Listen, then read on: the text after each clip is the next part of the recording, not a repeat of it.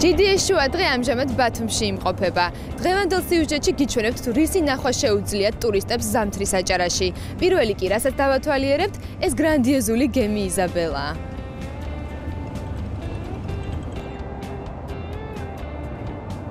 იზაბელა პირველი ბათუმის სოჭი სტამბული ბათუმის მიმართულებით მოგზაურობს. ეკიპაჟის წევრებს თავისუფლად შეუძლიათ სოჭსა და სტამბულში გადაადგილება. გემზე 320 კაიუტაა, რომლებშიც 1100 ადამიანის განთავსებაა შესაძლებელი. კაიუტები 2, 3 და 4 ადგილიანია. არის ლუქსის ტიპის ნომრებიც. იზაბელა პირველზე ფუნქციონირებს კაზინო, ბარები, ფაბები, მაღაზია და საბავშვო ოთახი. კრუიზი 6 დღიანია და მისი მინიმალური ღირებულება ერთ კაცზე $216.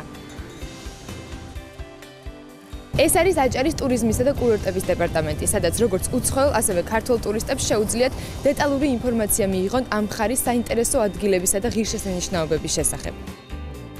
ზამთრის სეზონის სტიმულირებისათვის აჭარის დეპარტამენტში შემუშავდა სპეციალური პროექტი, რომელიც არის გათვლილი სწორედ ამ პერიოდში ტურისტების და განსაკუთრებით შიდა ტურისტების მოზიდვაზე.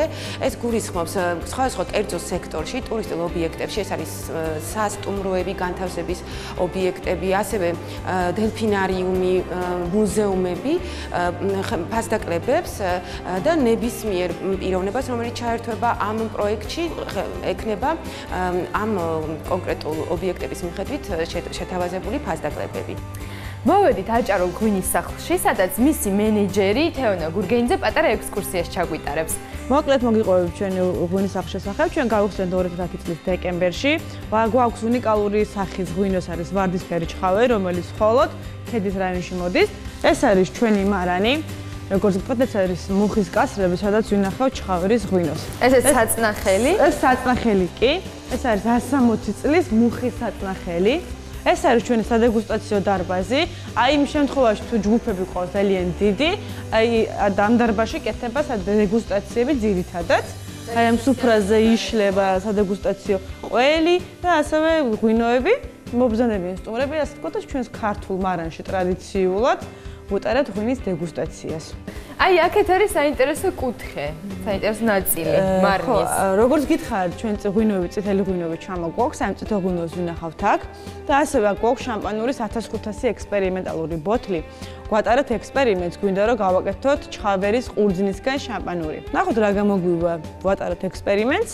იმედი გვაქვს, რომ კარგი გამოვა და შემდეგ უკვე ტრადიციად გვექნება შამპანური ჩხავერის ყურძნისგან. კი ბატონო, და მაშინ რაც ეხლა გვაქვს, უკვე ის დავაგებო. მოგწამოძანდით.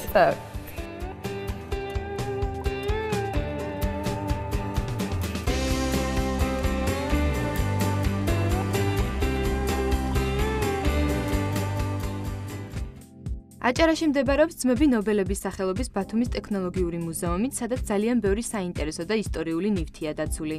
მუზეუმი 2007 წელს სწორედ იმ ადგილას დაარსდა, სადაც საუკუნის წინ ძმები ნობელების ნავთობსამრეწველო ამხანაგობის ბათუმის კანტორა მდებარეობდა. მუზეუმში მე-19-20 საუკუნეების ბათუმის ეკონომიკური და კულტურული განვითარების ამსახველი არაერთი ექსპონატია დაცული. აქ თქვენ გაეცნობით ჩაის კულტურის ისტორიას, ლაო ჯინჯაოს საინტერესო ბიოგრაფიასა და კომერციული ქართული ღვინის ისტორიას. ეს არის ნახშირის ფილტრი. ბათუმში ძალიან ცოტა ოჯახს თუ შეეძლო ამის შეძენა, იმიტომ რომ ძალიან ძვირი ღირდა. ეს იფილტრებოდა ნახშირით, ანუ უნდა ჩაგეყარა ნახშირი, დაგესხა წყალი და მხოლოდ მას შემდეგ გამოიყენებოდა სასმელად. სასმელი წყალი ბათუმში არ ვარგოდა. ეს არის ეტალონური ბოთლები, უმნიშვნელოვანესი ექსპონატია, რომელსაც გვერდით ამოტვიფრული აქვს ტავარიშოს და ბრაიტეფ ნობელი, ძმები ნობელების ამხანაგობა 1899 წელი, ნედლი ნავთობი და დიზელი. ეს მსოფლიოში არის სულ 10 ცალი, 2 ჩვენს მუზეუმში ინახება, 2 ბათუმელ კერძო კოლექციონერებთან. 1897 წელს სპეციალური მოწვევით 3 წლის ვადით ჩამობრძანდა ჩინელი ლაო ჯინჯაო, რომელმაც ჩამოიტანა რამდენიმე 1000 ჩაის ჯიში. ნუ რა თქმა უნდა ძალიან ბევრი მას ვერ გადაურჩა, მაგრამ რაც გადარჩა ძალიან კარგად გაშენდა და 1900 წელს ოქროს მედალიც მიიღო.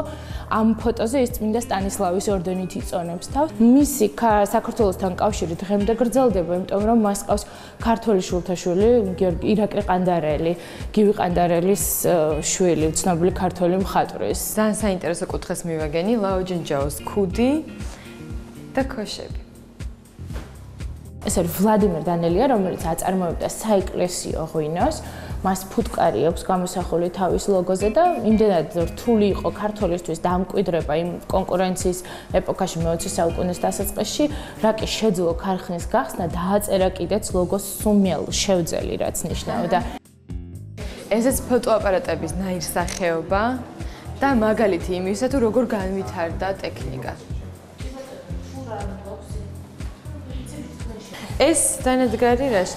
ეს არის სტამბა და პირველი სტამბა ბათუმში, არალეგალური სტამბა, რომელიც პროკლამაციებს ბეჭდავდა. ამბობენ, რომ ბათუმის მახლობლად რომელიღაც სოფელში, სავარაუდოდ ეს ყველა სოფელ ფერიაში.